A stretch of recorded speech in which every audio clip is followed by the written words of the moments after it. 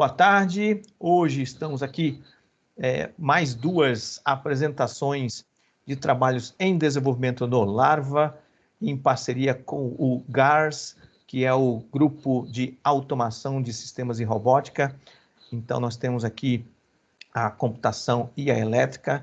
Então, nós vamos apresentar aí para vocês alguns trabalhos que estão em desenvolvimento.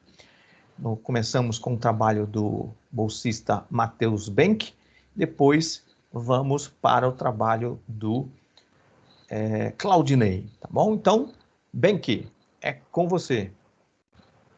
Boa tarde, eu sou Matheus Benck, bolsista de iniciação científica do Larva, pelo UDESC, orientado pelo professor Marcelo. Hoje eu vou estar apresentando sobre visualização de informação para o jogo série iBlitz. Eu autorizo a gravação e a divulgação no YouTube do Larva. O iBlitz é um jogo sério criado para reabilitação respiratória. Ele tem o intuito de auxiliar no treinamento da musculatura respiratória de forma interativa. Ele tem um sistema de controle bem simples, que através do fluxo expiratório e inspiratório do paciente que estiver jogando, e daí ele usa um aparelho chamado Pitaco como forma de controle do jogo. Ele tem dois modos de jogo, o minigame e a plataforma. Esse é o Pitaco, que é o principal dispositivo utilizado no jogo. Ele é um dispositivo que captura o fluxo de ar respiratório do paciente, soprando através desse bocalzinho aqui, e ele é conectado ao computador enquanto o usuário estiver jogando. A visualização de informação. A visualização de informação é uma área em desenvolvimento atualmente, ela ainda está crescendo, e conforme essa tecnologia está se desenvolvendo, cada vez mais os métodos de visualização de dados estão se tornando mais dinâmicos e precisos. Ela pode ser definida tanto como um mapeamento de dados discretos em uma representação visual, ou também um mapeamento a partir de outras modalidades cognitivas e para modelagem de imagens. Em outras palavras, ela é uma representação de qualquer sentido ou conceito em forma de imagens. Pode ser nos gráficos, assim por exemplo.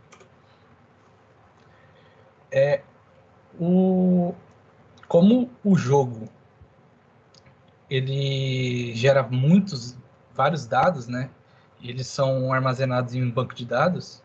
Isso dificulta para quem está trabalhando em cima do jogo, os fisioterapeutas, principalmente, que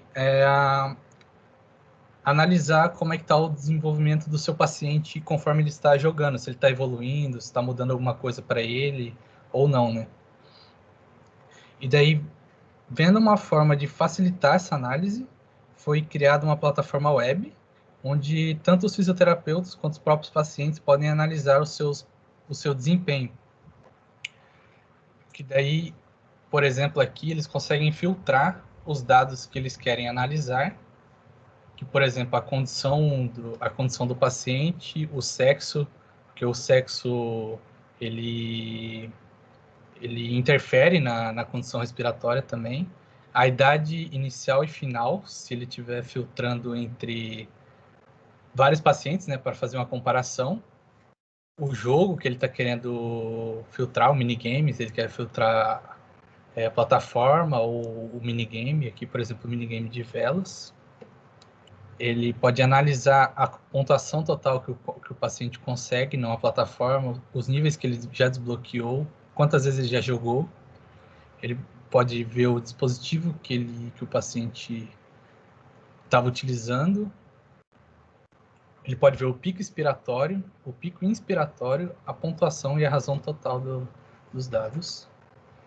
Ou aqui no minigame ele pode escolher se ele quer ver só os dados das velas ou ele quer ver os dados do jogo do copo de água.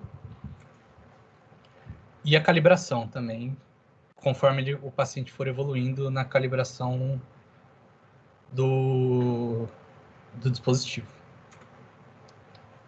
Aqui é um exemplo de um dos gráficos que é gerado na plataforma. Esse aqui é o dado de pico expiratório, a calibração do pico expiratório. Ele é usado para visualizar os picos expiratórios alcançados em diversas calibrações diferentes de um paciente. Que, como dá para ser visto, ele está em azul, para ser uma fácil visualização e para meio que interagir com o jogo, né? Que é iBlue, aí é azul para ficar meio que conectado. E daí os pontos marcam com os pontos para marcar os dados existentes e a linha de apresentação em relação linear entre cada ponto. Aí sendo progressivo em relação à data calibrada. Então, por exemplo, ali embaixo tem as datas são conforme os dias que ele jogou, que são separadas em sessões. Cada dia seria uma sessão. E esse gráfico é gerado para os dados referentes ao dispositivo Pitaco.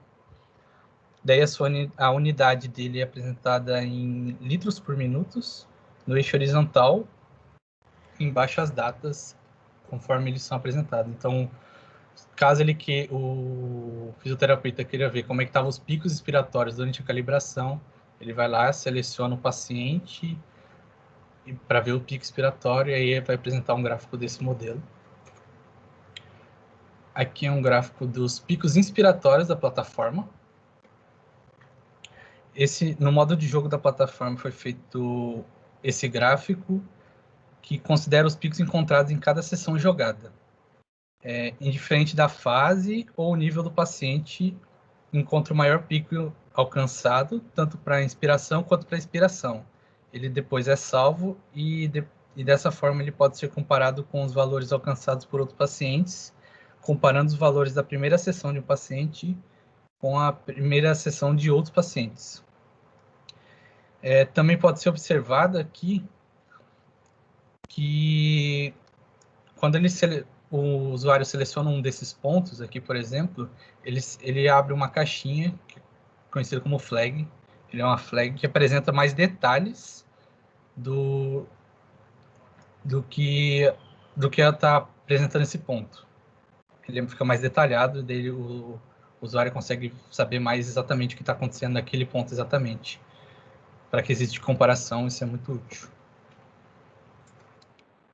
Que é do comparativo do minigame. No minigame foram também gerados os mesmos tipos de gráfico para apresentar os dados do paciente. Como no minigame a pontuação é diretamente relacionada ao pico expiratório ou inspiratório, não houve necessidade de gerar gráfico considerando a pontuação em cada jogo. E daí também foi utilizada uma comparação por sessão, considerando cada dia em que o minigame é jogado como uma sessão, assim como comparado a primeira vez que o paciente jogou esse minigame com a primeira vez que os pacientes jogaram assim consecutivamente. As futuras melhorias foram visadas de acordo com o questionário que o Adam fez durante a criação do iBlue Analytics. E de acordo com as respostas de quem fez a pesquisa, seriam mais necessárias algumas mudanças nos gráficos e também a criação de novos gráficos com novas informações para explicar melhor o que está acontecendo e ser mais preciso no que estava acontecendo para o usuário poder analisar de forma mais sucinta. Muito obrigado. Obrigado, Benke. Eu vou te pedir para voltar no 12 ali. Então, o que nós temos ali colocado como uma faixa em azul claro, que está nominado ali de comparativo, mas ele é relativo à escolha que foi feita lá no começo. Então, eu quero comparar isso aqui com quem? E lá no começo, então, eu digo quem é esse quem. E aí eu posso determinar, olha, eu quero comparar com todo mundo. Todo mundo que usou o sistema ali, então compara aqui. Aí ele vai calcular de todo mundo que já jogou o jogo, a primeira sessão, qual foi o maior valor, qual foi o menor valor para, no caso ali, pico expiratório. E aí então eu vejo essa pessoa que eu estou tratando, que eu estou analisando, eu vejo como é que está essa pessoa nessas várias sessões ao longo do tempo. Tá? Isso seria uma primeira análise.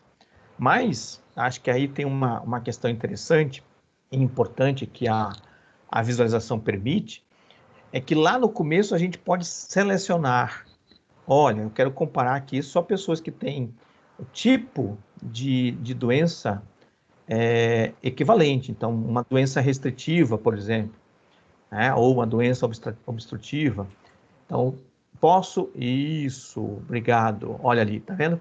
Então, pelo mesmo tipo de doença, uma doença obstrutiva crônica, por exemplo, então, todos os obstrutivos estão colocados ali como uma única grande categoria, por sexo e por idade. Então, se eu sei, por exemplo, que o meu paciente é um idoso, não me parece adequado comparar com uma faixa de adolescentes, por exemplo. Então, eu posso pegar uma faixa de idade, o sexo, o tipo de condição respiratória, do tratamento que está sendo feito e tal, e comparar de maneira mais próxima com pessoas que são de um perfil semelhante. E aí, então, aquela faixa lá é relativo a todo mundo que jogou o sistema que tem esse perfil. Aí vai ser feita uma faixa e aí eu consigo colocar a pessoa comparando para ver se está dentro daquela faixa, né? Então essa que é a ideia, que o sistema ele possa estar capturando essas informações e permitindo essas análises não só para a população como um todo, mas se o terapeuta ali tiver uma condição muito específica, ele possa fazer uma seleção também mais específica, tá bom? Lá no slide 13, o Matheus colocou muito informações relacionadas ao Pitaco. O Pitaco é um dos dispositivos que nós temos que podem ser utilizados para controle do jogo. Mas além do Pitaco, que é um pneumotacógrafo incentivador, nós temos um incentivador manovacômetro também. Nós temos também um dispositivo cinta torácica, cinta diafragmática, que também é um dispositivo. E nós temos um oxímetro. Então, o paciente pode estar usando alguns desses vários dispositivos ao mesmo tempo, e esses dados todos estão sendo capturados. Então, eu posso estar comparando o dado de oximetria, por exemplo, com os dados de oximetria de outras pessoas que jogaram o jogo de reabilitação, ou de extensão diafragmática, enfim. Neste exato momento, nós estamos, não viram aqui nos gráficos, mas estamos criando novos gráficos especificamente com relação aos dados da oximetria. Então, nós temos não só valores de pressão, né, e de fluxo do dispositivo Pitaco, mas nós já temos os dados de oximetria, mas não temos os gráficos. Então, não temos ainda, mas teremos em pouco tempo gráficos relacionados ao mesmo tempo entre o que foi desempenhado com relação ao pico respiratório, vamos ter informações complementares com relação à oximetria. E no futuro teremos mais e mais informações, tá bom? Então estamos trabalhando nessa direção de colocar mais informações para que o terapeuta, o pesquisador, quem está pesquisando na área, possa estar comparando vários dados diferentes ali, fluxo com manovacometria, com oximetria, enfim, com outros, né, espirometria. A espirometria teria que ser feita em separado, porque o sistema não faz isso. E quem sabe até com a própria pontuação no jogo, né? Então, no futuro, a gente imagina que possa chegar a uma situação de analisar a pontuação do jogo com a pontuação obtida, com o desempenho obtido nos dispositivos. Meu nome é Claudinei Dias, sou aluno da UDESC e autorizo a apresentação, né, essa gravação desta apresentação para ser divulgada nos canais do Larva e outros canais, também do grupo de automação e sistemas de robótica também, né, da engenharia elétrica. Meu nome é Claudinei Dias, eu sou aluno doutorando do programa de pós-graduação em engenharia elétrica. O meu orientador, o professor André, e o meu co-orientador, o professor Marcelo. Dentro do contexto que foi apresentado anteriormente, né, com o Benck, nós temos um objetivo de aplicar dentro da área de reabilitação respiratória recursos inteligentes para auxiliar fisioterapeutas, né, na condução das sessões de fisioterapia de reabilitação respiratória e também auxiliar também os pacientes que possuem doenças respiratórias ou também pacientes com limitações devido a limitações respiratórias advindas, né, de fraquezas adquiridas na UTI, como, por exemplo, uma cirurgia de peito aberto, cirurgia cardíaca, né, de peito aberto. Então, são limitações que são adquiridas, que influenciam, né, na deficiência respiratória, provocam, né, a deficiência respiratória. Com relação a modalidades de terapia, né, após um possível quadro, né, um possível paciente diagnosticado e com necessidade de prescrições, né, de fisioterapia respiratória, temos 3 possibilidades de modalidades na terapia, que é a higiene das vias aéreas, para casos de doenças como, por exemplo, a fibrose cística, né? Temos modalidade de terapia como expansão pulmonar para casos de doenças respiratórias, como, por exemplo, pneumonias. E temos treinamentos dos músculos respiratórios para casos de doenças que enfraquecem, né, o aparelho respiratório, como, por exemplo, a própria pneumonia, doenças crônicas obstrutivas e outras, né, patologias aí que acometem o enfraquecimento do aparelho, dos músculos do aparelho respiratório. Dando ênfase no terceiro, né, que é o treinamento dos músculos respiratórios, nós temos uma aplicação a aplicação realizada pela área da fisioterapia é com foco em objetivos. E no caso do treinamento dos músculos respiratórios, nós temos aqui 2 objetivos, que é o treinamento de força ou o treinamento do endurance. E olhando aqui para o meu ponteiro, né, tanto o ponteiro do mouse, tanto o treinamento de força quanto o endurance, existem técnicas que podem ser aplicadas para poder alcançar esses objetivos na fisioterapia. Aqui estão listadas algumas técnicas, como a respiração diafragmática, picos de respiração, técnicas de relaxamento, enfim, são várias técnicas. Dentre elas, tem algumas que são aeróbicos, como, por exemplo, caminhadas, esteiras ergométricas, bicicletas ergométricas, ou algumas outras com ênfase mais na musculatura, com mais pontualidade, como torácica e abdominal, por exemplo, e até, inclusive, os músculos que os membros inferiores acabam também influenciando, né, no ganho da força muscular da caixa torácica. Essas atividades, né, que são exercícios respiratórios, podem ser promovidos também pelos jogos sérios, através, né, do gameplay e das mecânicas do jogo, guiado aí perante o ambiente virtual junto com os dispositivos multimodais, criados com propósitos específicos, como, por exemplo, o Pitaco, como, por exemplo, o oxímetro humano. O Pitaco é um pneumotacógrafo, né, onde existe um sensor ali para fazer toda essa medição.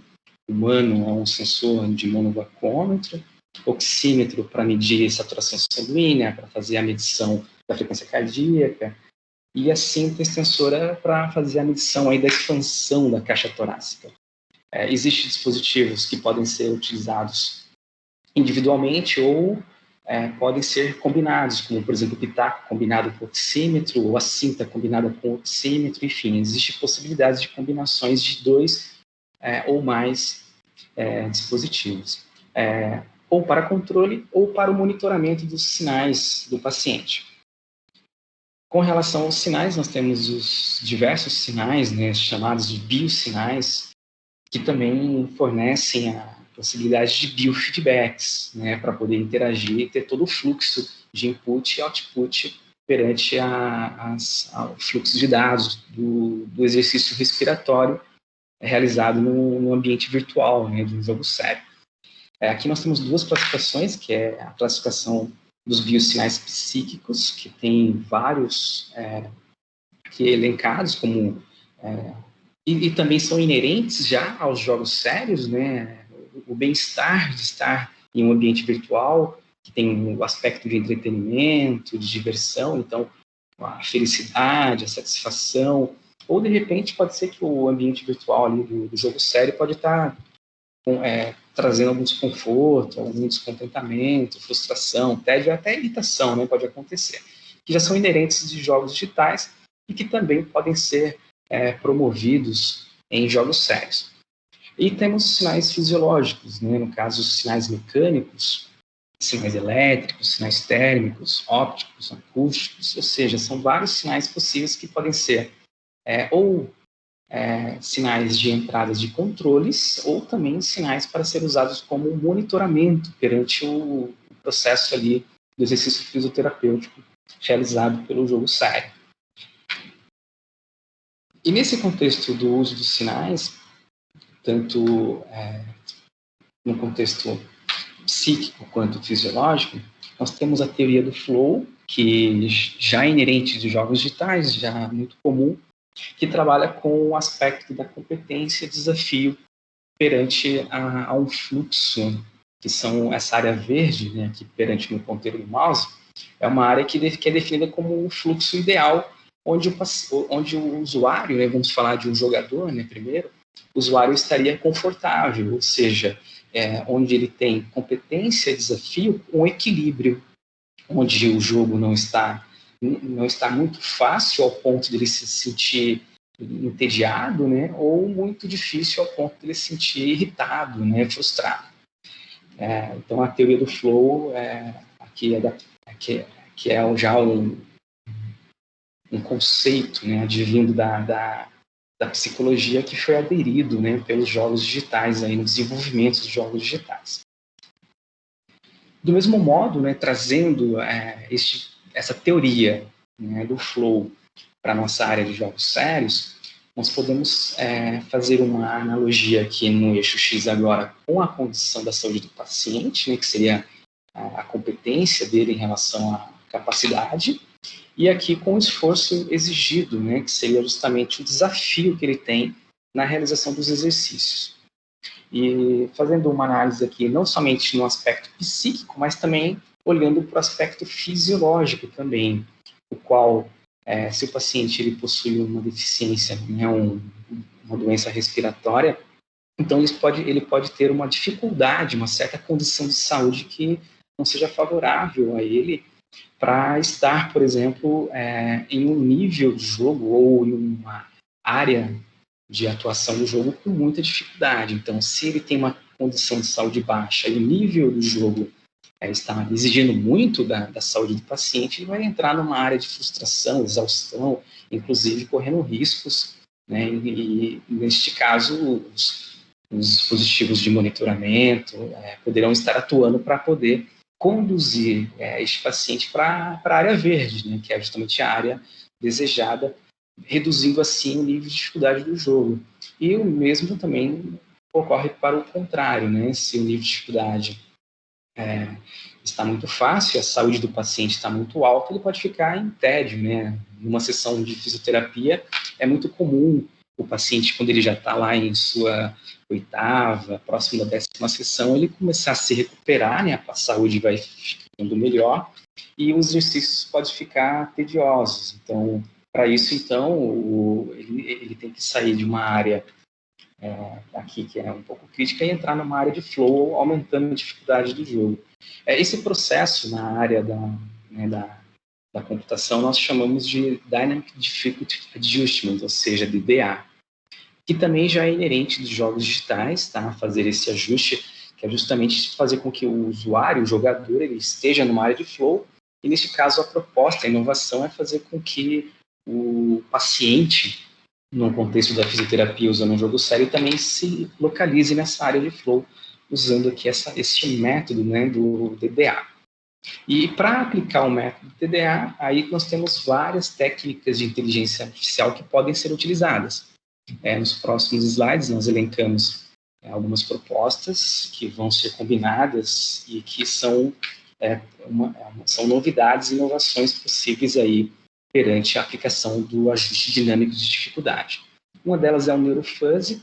Essa combinação de redes neurais com fuzzy, ela permite que a entrada sejam multivalentes, diversas entradas, que são entradas dentro de um range contínuo, o qual são normalmente saídas que, dadas as entradas dos sinais, por exemplo, de biosinais, né, medidas através de dispositivos, ou seja, na verdade, lidas, né, através dos dispositivos, vão dar um input nesta rede neural, fazendo com que seja numa rede densa, né, de neurofuzzy, possa transformar esses sinais em sinais, o qual as funções de associação vão definir aqui uma inteligência nessa rede através dos pesos para encontrar saídas adequadas, como, por exemplo, um caso de frustração, ele pode, ou de irritação, vamos pensar no contexto psíquico. O paciente ele pode estar pouco irritado ou ele pode estar muito irritado. E o NeuroFuzzy permite, através dessas funções de associação, criar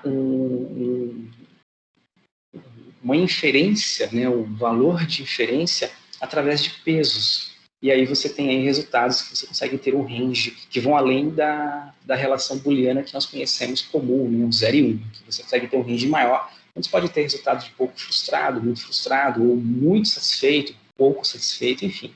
Então tem essa relação do NeuroFuzzy que é muito útil, então, uma inovação nesse sentido. Só que a inovação vem quando nós combinamos esse aspecto do NeuroFuzzy com o aprendizado de máquinas, ou seja, não basta apenas fazer toda essa análise de input e aplicar as funções e seus respectivos pesos na rede neural para ter os seus resultados em relação ao range de possibilidades de saída, se o paciente está satisfeito ou não, ou inclusive, outros exemplos, o paciente pode estar, vamos falar de um biosinal importante, que é do oxímetro, o qual o paciente ele pode estar no sinal de uma saturação sanguínea adequada, ou ele pode estar no sinal que ainda é aceitável, ou um sinal que é inaceitável. Então, existem vários ranges de sinais da oximetria, o qual o NeuroFuzzy pode estar guiando para fazer esse monitoramento do sinal aceitável, o sinal bom, o sinal aceitável, o sinal não aceitável. Fora o anormal e o normal e o anormal, no caso.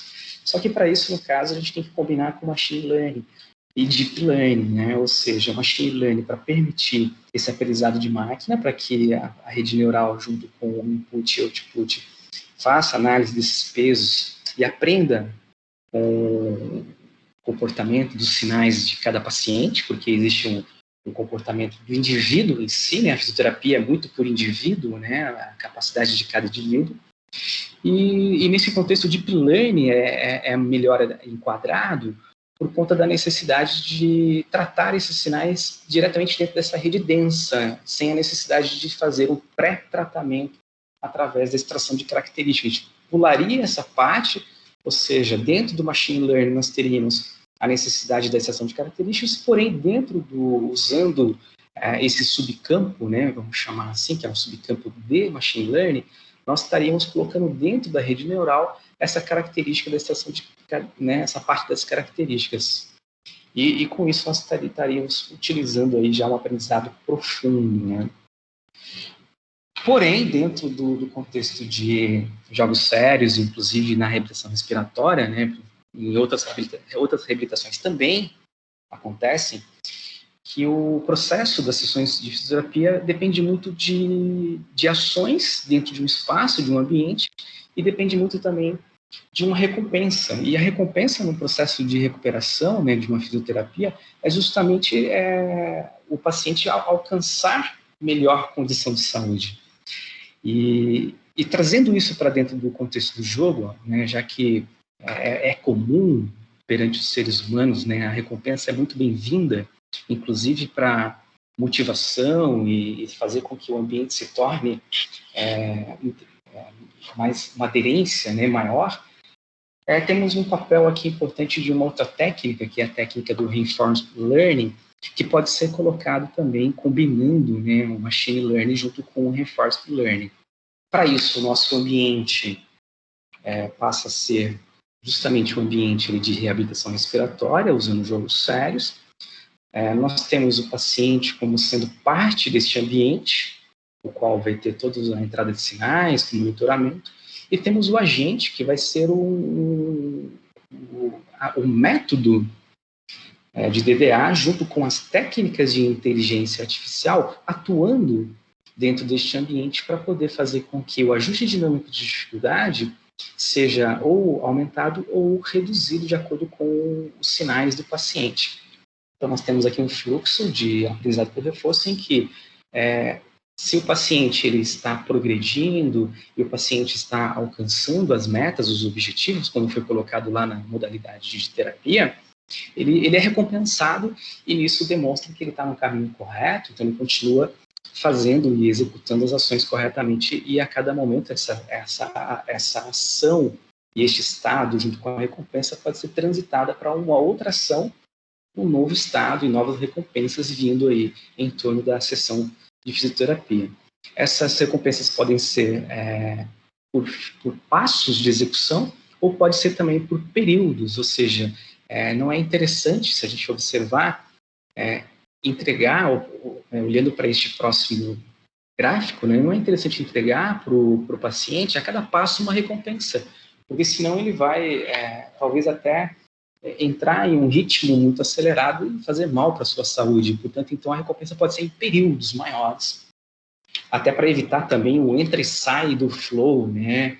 Ou seja, ele sai do flow, volta para o flow, entra no flow, sai para o flow, fica muito oscilando, então a recompensa pode ser em períodos. E para ser em períodos, aí entra um outro contexto, que é justamente a inovação que a gente tem aqui, que é combinar Machine Learning com esse subcampo, né, que é o Deep Learning, e também com essa outra subcampo também de Machine Learning, que é o Reinforcement Learning, dentro de um contexto de Deep Reinforcement Learning, ou seja, olhando para o meu ponteiro do mouse aqui, nós teríamos dentro da área do agente, que são o método de DDA, uma inteligência usando rede neural densa, o qual ele vai também aprender aqui, né, vai ter uma aprendizagem de máquina, o qual o algoritmo aqui de Reinforcement Learning, ele vai estar ajustando as funções, né, do neurofuzzy dentro da rede densa, para que os sinais, tanto do controle quanto também do monitoramento, sejam ajustados conforme as condições, aí entra a teoria do flow, né, as condições psicológicas do paciente. E então nós temos aí algumas inovações, que é a teoria do flow, né, fazendo uma combinação entre a teoria do flow num contexto psicofisiológico, expandindo isso para o ambiente da fisioterapia respiratória, tá? Usando métodos de DDA para a reabilitação respiratória, que na literatura nós não identificamos nos mecanismos de buscas que nós buscamos este método aplicado na reabilitação respiratória.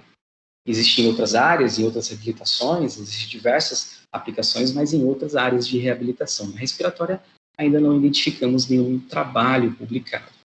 E também com as combinações do modo como nós estamos colocando, também não foi identificado. Existem várias, o DDA permite várias implementações com IA, o DDA permite implementações com análise probabilística, estocástica e também condicionais. E a IA é o melhor comportamento que possível perante o nosso cenário, que é um cenário que precisa de recompensa, que necessita de aprendizado, que necessita aí de um controle de ajuste de dificuldade perante o desempenho aí dos processos fisioterapêuticos realizados nas sessões, né, na evolução, né, que se espera aí depois de algumas sessões de fisioterapia respiratória. Então, a proposta dessa tese, né, que nós estamos aqui é uma pesquisa a nível de doutorado, a proposta da tese é o fluxo psicofisiológico em jogos digitais. Então, nós temos aqui a inteligência artificial em jogos sérios multimodais, com vários dispositivos, né, para controle e para monitoramento, aplicado aí na reabilitação respiratória. Com isso, então, nós temos a IA, olhando para a literatura, a gente tem percebido e observado que tem sido pouco utilizada nas ações que refletem em exercícios de treinamento na área da reabilitação respiratória e também no caso da adaptatividade, usando a teoria do flow psicofisiológico. Exemplos de algumas patologias, temos aqui a fibrose cística e algumas doenças pulmonares obstrutivas crônicas. E a IA aí tem sido um pouco explorada, né? Então nós estamos colocando aqui uma proposta inovadora, uma combinação de machine learning e seus subcampos de machine learning. É isso que eu tenho para hoje, para apresentar para vocês. Aí, mais uma vez, agradeço a participação de todos e também aí a participação, poder estar participando de 2 grupos de pesquisa, né? Temos a participação do Grupo Larva, né? Então sou membro do Grupo Larva e também membro do Grupo de Automação de Sistemas e Robótica. Então é uma grande honra poder estar aí com grandes professores aí atuando e também participando com bastante colegas aí de alto nível e alta competência. Então agradeço aí todo mundo